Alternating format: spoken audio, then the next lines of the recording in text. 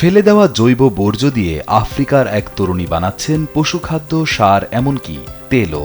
কঙ্গোর বুকাভুর উদ্যোক্তা জোয়েলা বুহেন্দোয়া black soldier fly বা কালো সৈনিক মাছির খামার গড়ে দেখিয়ে দিয়েছেন বর্জ্য বড় সম্পদ হতে পারে।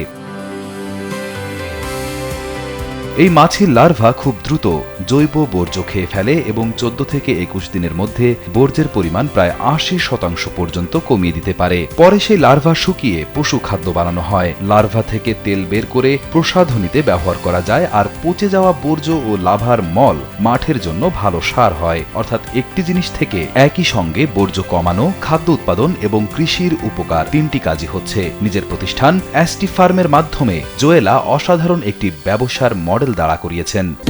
দেশের মানুষকে প্রতিদিন সুরক্ষিত রাখার প্রত্যয় নিয়ে এলো সেফ রাউন্ড সুইচ, যেখানে কোনো কিছুই নষ্ট হয় না। তবে চাহিদা অনেক হলেও যন্ত্রপাতি ও জায়গার অভাবে তিনি এখনো সব ক্রেতার চাহিদা পূরণ করতে পারছেন না।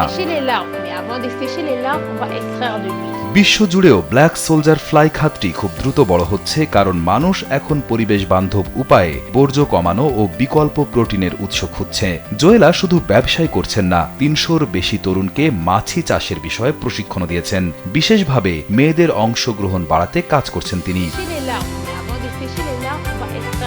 জোয়েলার লক্ষ্য শুধু নিজের দেশ কঙ্গো নয়, আফ্রিকার অন্য দেশ এবং ভবিষ্যতে বিশ্ববাজারেও পৌঁছানো। গত নভেম্বরে জার্মানির এগ্রিটেকনিকা প্রদর্শনীতে উইমেন ইন অ্যাগ অ্যাওয়ার্ডে কৃষি বিভাগে প্রথম হয়ে তিনি আন্তর্জাতিক স্বীকৃতিও পেয়েছেন।